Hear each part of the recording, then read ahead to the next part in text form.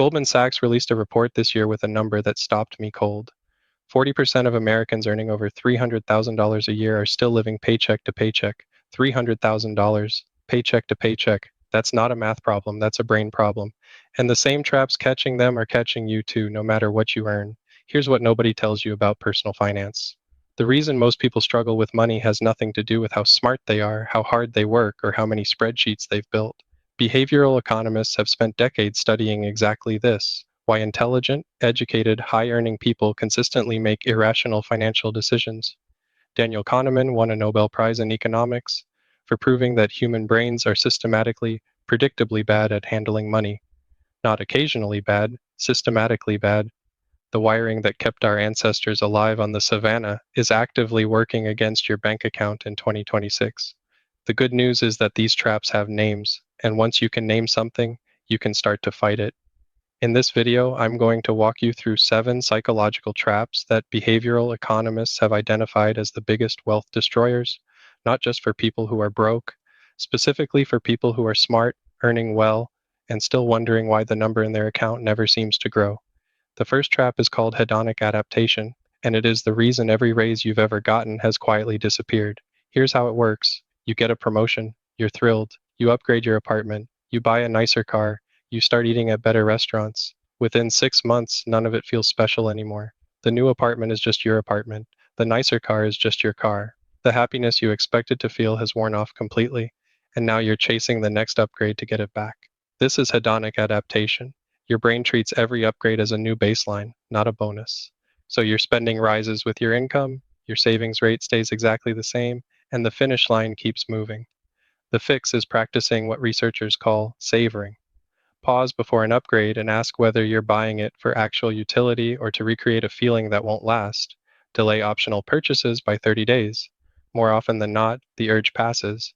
The second trap is loss aversion, and it's the most well-documented bias in all of behavioral economics. Kahneman and Tversky proved that the pain of losing $100 is psychologically about twice as intense as the pleasure of gaining $100. Losses feel roughly twice as bad as equivalent gains feel good. On the surface, that sounds harmless. The problem is what it makes you do with your money. Loss aversion is why people hold on to bad investments long after they should have sold. Selling locks in the loss and makes it feel real. It's why people refuse to put money in the market, sitting in a savings account earning 3% while inflation quietly erodes their purchasing power. And it's why people keep paying for gym memberships, subscriptions, and courses they never use. Canceling means admitting the loss. The fix: reframe. The question isn't how much have I already lost. The question is always what is the best use of this money right now? Yesterday's decision doesn't change what the right move is today. The third trap is present bias, and it's the reason I'll start saving next month has been on your to-do list for 3 years. Present bias is the brain's tendency to value immediate rewards dramatically more than future ones, even when the math clearly favors waiting. In a famous study, most people said they'd rather have $50 today than $100 in 6 months. That's an annualized return of over 300% they're walking away from, and they do it again tomorrow. Applied to money, this is the trap that makes you choose the dinner out over the investment account, the new phone over the extra mortgage payment, the vacation over the emergency fund. Your future self feels like a stranger, and you consistently prioritize your present self at their expense. The only reliable fix behavioral economists have found is automation. Remove the decision entirely. Set up an automatic transfer to your investment account the day you get paid.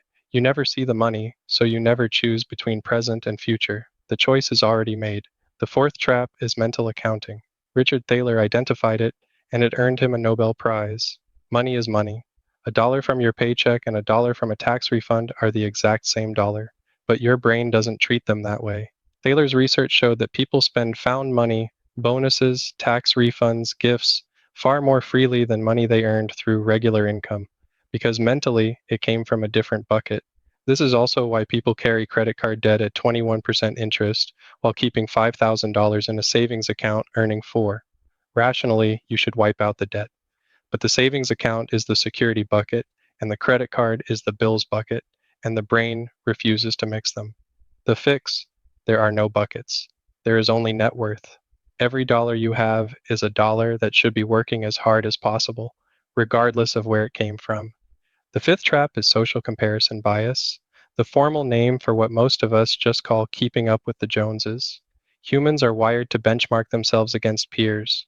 For most of human history, that meant people in your village, which kept comparisons grounded in reality.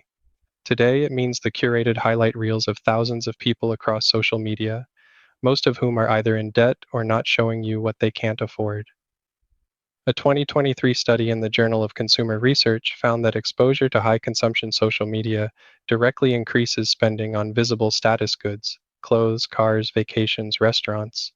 You aren't making these purchases because you need them. You're making them to maintain your position in a social hierarchy that doesn't actually affect your life. The fix: shift your reference group. Follow people who talk about savings rates, net worth milestones, and index fund returns. What you normalize in your feed shapes what you normalize in your spending.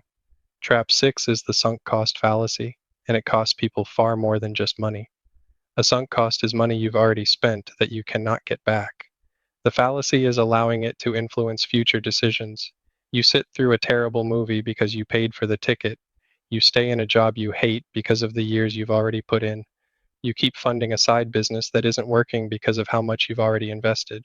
None of those past dollars change what the right move is today. The money is gone whether you walk out of the movie or stay. The years are gone whether you leave the job or not.